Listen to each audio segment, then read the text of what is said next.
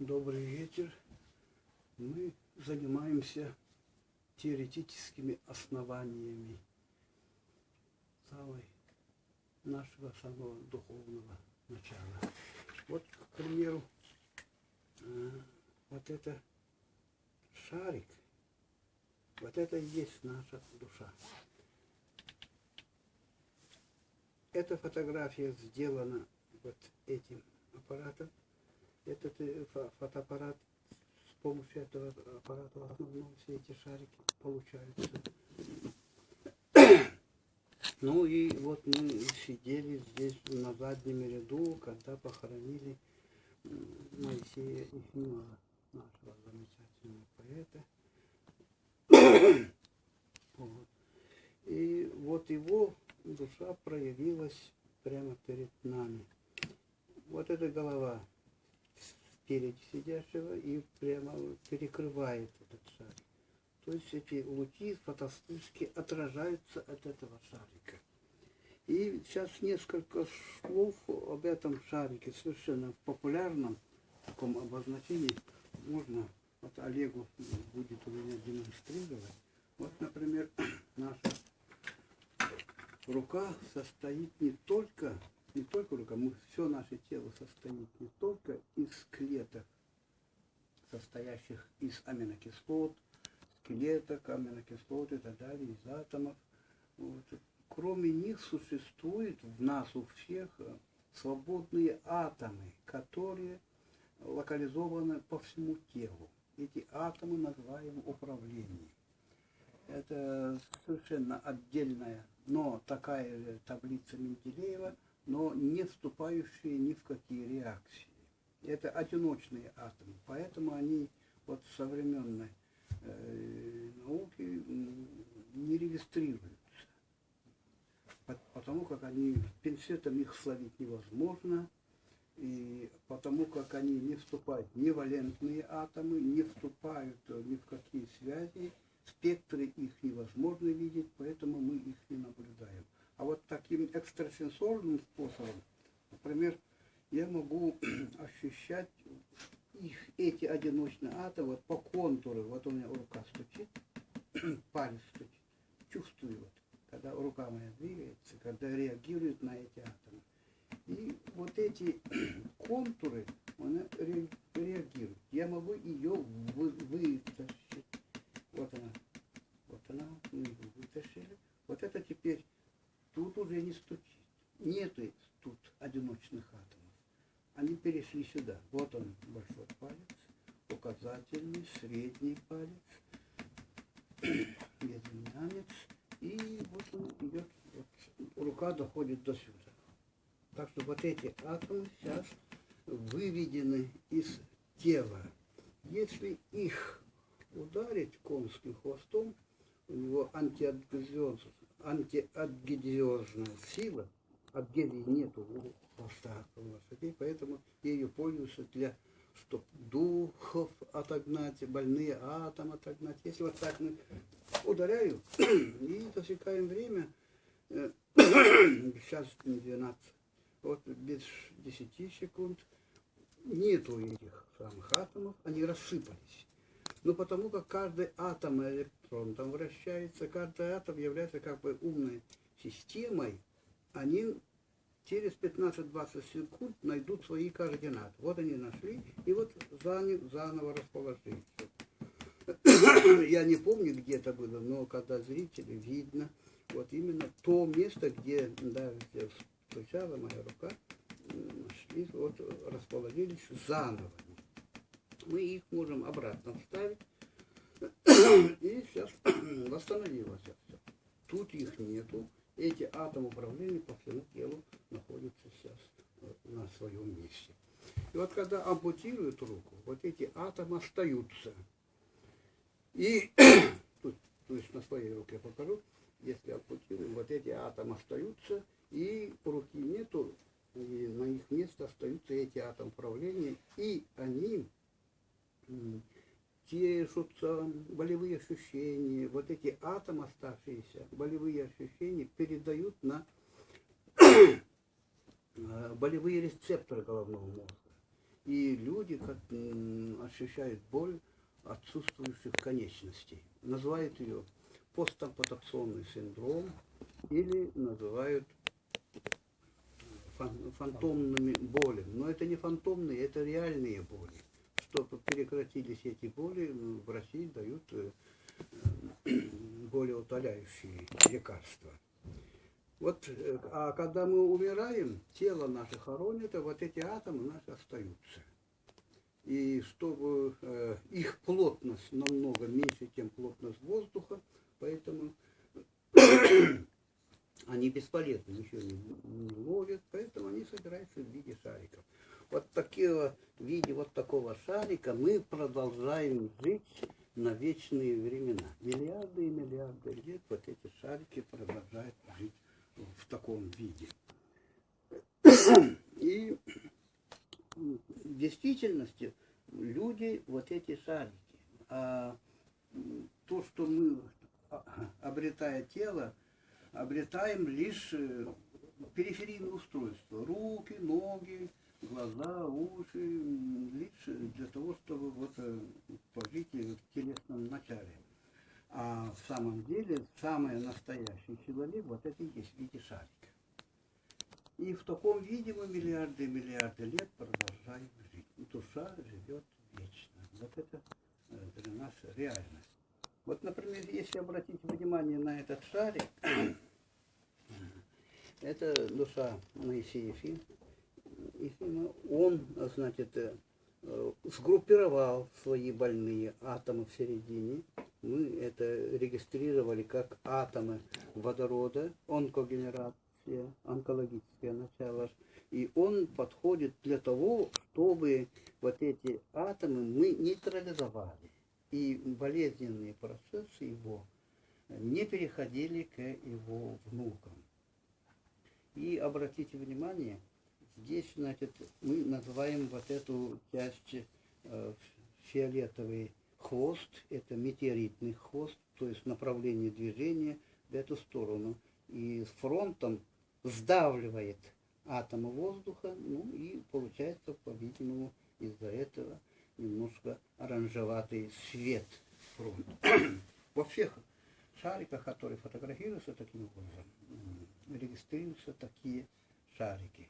Мы просьбу Моисея Ефимова исполнили, нейтрализовали все эти, выполнили, так сказать, его последнюю просьбу.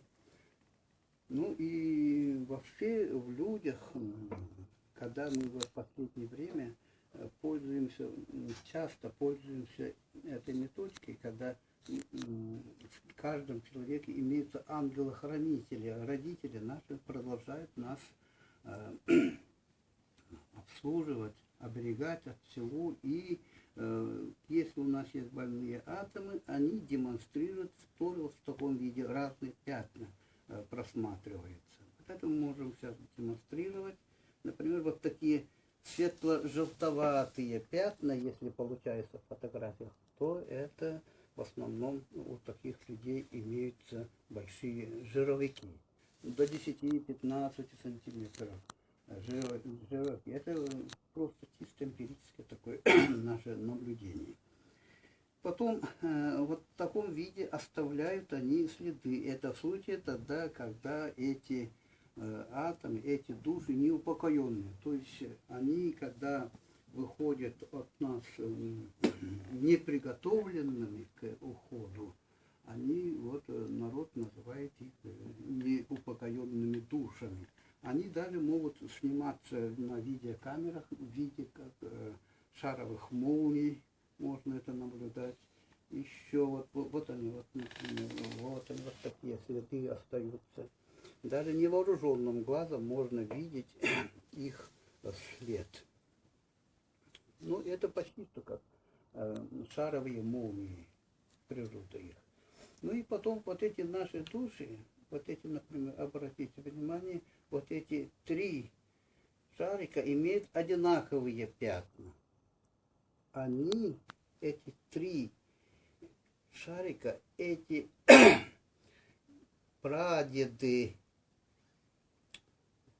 скопированные души одного прадеда, трое прадедов заселены, ну, скажем, работают пребывают в качестве ангела-хранителя у трех этих детей. То есть мы после смерти копируемся, вот эти наши души копируются. И по количеству наших внуков мы копируемся и продолжаем жить не в единственном числе, а сотни, возможно, до 200 бывает душ вот в таком виде находится. И потом основная функция ангела-хранителей, если мы своим внукам будем работать в качестве ангелов-хранителей, то наша основная функция не дать попадать, например, в цепочку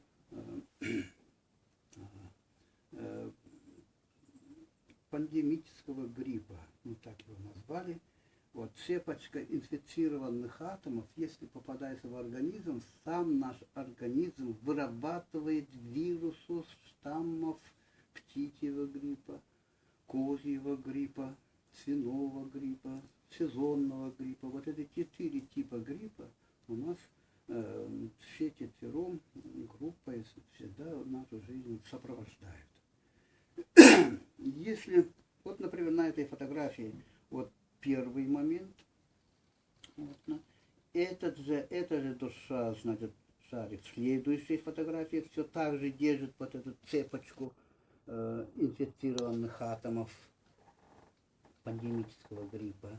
И третья фотография также держит. То есть вот эти ангелы-хранители нас оберегают от этих пандемических гриппов. А официальная медицина у нас вот занимается только самими этими штаммами вирусов гриппа. Самими вирусами только занимается, чтобы не попадались эти уже выработанные нашим организмом при попадании этих инфицированных атомов. Мы одеваем маски, чтобы вот эти вирусы не попадали. А вот насчет того, что предохраняться нам от этих цепочек, мы называем эти оленеводческие петли, которые для оленевода пользуются. И вот ее мамок табета, вот по-якутски называется, вот мамок табета, вот типа такого находится в комнатах, вот эти цепочка инфицированных атомов. Они очень хорошо регистрируются на первой пятельку, вот она петелька, вот она находится. И если вот эта петелька попадет во мне в организм, то мой организм сам будет вырабатывать вирусы грипп. Чтобы этого не было, наш ангел-хранитель держит вот эту цепочку, и вот эта дорожка, где она держит, фотографируется в виде вот такой полоски. Вот в следующей фотографии, даже если вот эту видите, вот видно, как отбортовываются все эти атомы свободно, отбортовываются вот эти линии. А вот это сама, значит, вот фотография, она даже вот экстрасенсорным методом, она дальше продолжает. Это не так. И вообще, по нашей версии, эти пандемические гриппы искусственные. У нас ясновидящие наши народные, особенно этим делом вот занималась Надежда Алексеевна Аржакова-Иванова. Она первым заметила, что из вот Индийского океана идет поток этих атомов. И они до того, это десяток лет, она увеличилась вот до таких размеров, и начали проявляться вот свиной грипп, птичий грипп. Это года 2-3 назад, когда в пику мы определили это. Ну и она уходит со дна Индийского океана, с хребта. И вот она определила тут тоже дело рук американских господ, которые вот за счет этого, за счет припиток зарабатывают деньги. Это искусственно созданное. Первоначально была вот такая только направление, потом вверх через каждый год увеличилось и увеличилось. на Южном полюсе нету, а вот над Северным полюсом больше и больше становится. Вот это наше наблюдение. Вот это мы 5 лет назад еще вставили в интернет, как мы заседали здесь человек 5, все как наблюдали. Ну, никто на это не обращает внимания. Дальше пошли вот эти, значит, все почки, петли называем. Бывает даже по 3. Вот одна, один шарик держит 3 цепочки инфицированных атомов. По 2, по 3. Вот такие фотографии у нас довольно много. Ну, и потом на этой фотографии, это мы сфотографировали вместе с Куланом, Александр Сергеевич Артемьев, он очень сильный специалист. И на этой фотографии, это вот Старый Новый год, вот это огромное количество шариков, если даже увеличивать вот эти маленькие точки, это тоже все индульши. Ну, по нашей версии, значит, вот эти, мы, значит, по вере нашей тоже якутской имеется, что 10 лет, на 10 дней входим мы в воду, когда это мы, это имею в виду, когда мы умрем, не бездельничаем, а работаем. И весь мировой океан очищаем, находясь в воде. Через 10 дней выходим, и в этот момент, это называется день выхода Сюрюкина, такое у нас есть понятие, и она совпадает именно после очищения воды, окислительно-восстановительный потенциал воды становится намного тише. Вода становится намного тише. И в этот день люди раздают как святую воду, в купелях купаются. Вот. И это тысячелетний опыт, не зря все это, по-видимому, делается. Но в наших фотографиях, знаете, здесь это луна, полнолуние, и вот эти шарики, это мы в поте лица работаем над очищением пресной воды. А природа сделала большие океаны солью, пытается очищать. Соленая вода меньше хочется, по-видимому. Ну и потом пытается вот эти очищения, но она мало путем вот, обмена превращения в дождь, снег, пар, вот это круговорот, это она очищает, но мало очищает. Вот мы все знаем, если в комнате немножко вода постоит, она уже быстро гниет. И что вот это по всей земле не происходило. Вот эти сюрюкины наши делают вот такие огромные работы. И в этот день, по поверью нашему, проводится гадание. Танхабилка, Танхалаха, мы говорим. И много здесь. Ну, и они больше видят, больше вероятности того, что кто-нибудь из них поможет к предсказанию событий каких-либо. Поэтому вот это день Сюрюкина, вот у нас удачно получилась вот такая фотография. А вот это, если увеличить вот эту фотографию, это нашего шофера. Вот тут вот пятнышко, тоже так же, как вот показывали, онкологическое пятнышко у него потом обнаружили. Вот это тоже желтый, оранжеватая вот эта полоса шарика, это он двигается в эту сторону.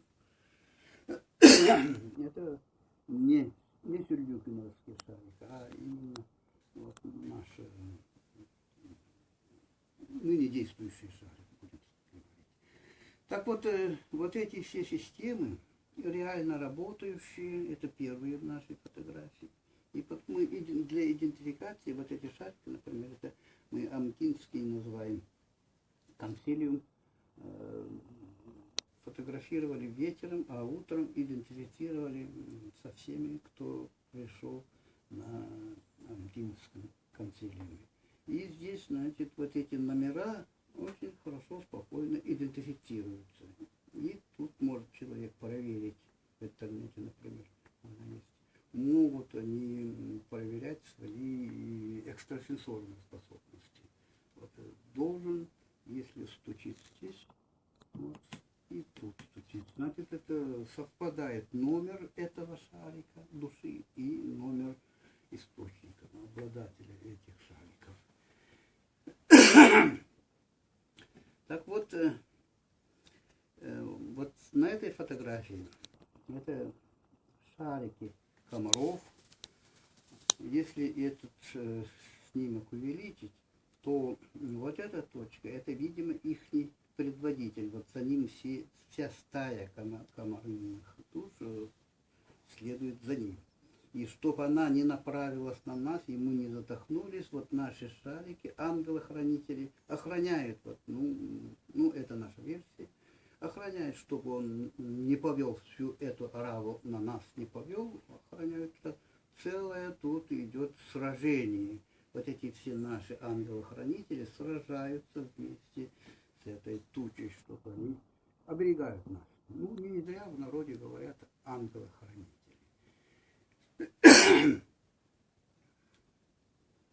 Вот, они формируются, вот эти, вот, например, вроде как вот раскосые глаза, ложные. Возможно, это тоже реальность, то, что эти атомы, которые я вот показывал, атомы свободные, из них формироваться может другая вообще жизнь. И могут эти ложные аппараты, подводные лодки, ложные самолеты, их могут формироваться вот таким образом. Она может на наших глазах не видны, а вот когда нужно, они превращаются в осязаемые, невидимые конструкции. Вот в нашем поверье, якутском поверье, вот имеется момент того, что шаман одновременно шаманил вот на нескольких местах. Вот как я уже говорил, эти наши души, эти шарики могут скопироваться. Когда нужно, эти шарики наши могут встать на свои места, на свои координаты и скопировать могут образ самого умершего человека, который мы называем привидением. А шаманы имели способность из атомов воздуха более сконцентрировать, и получается как бы реальные люди. Вот якутские шаманы говорят, одновременно шаманят в нескольких местах. Вот это есть в наших писаниях. И вероятность того, что это реальность, довольно высока. Если придерживаться вот такой теории атомной информатики. Вот на этой фотографии Буранов продемонстрировал своего помощника, это его мать, и он пытался из этого шарика сделать ее образ. Он сделал, образ появился, но плотность слабая, поэтому фотоспышка не отразила как образ. А вот в следующей фотографии вот этой девушки, вот ее ангел-хранитель проявился. Вот это, если увеличить, вот это работали, это тут никакой фотошопа тут нету. Работали специалисты, даже опубликовали вот эту фотографию на газете Якутии.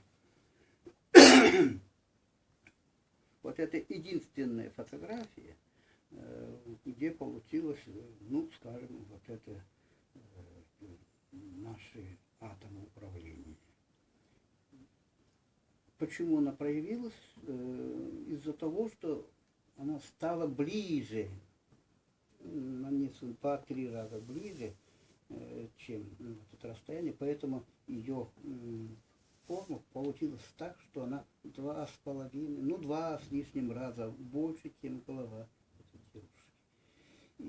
девушки. И поэтому очень близко подошел к объективу вот этот образ, поэтому он и проявился от вспышек фотоаппарата. Так вот, следующую, вот хотелось бы поговорить теперь, как мы дошли до этого. Ну вот, например, вот это тоже стоит говорить. Здесь нету ни одного шарика, а здесь после обработки вот этим дейгиром, конский хвост, она имеет отталкивающую способность, антиагриозную сильную способность имеет. Если лошадь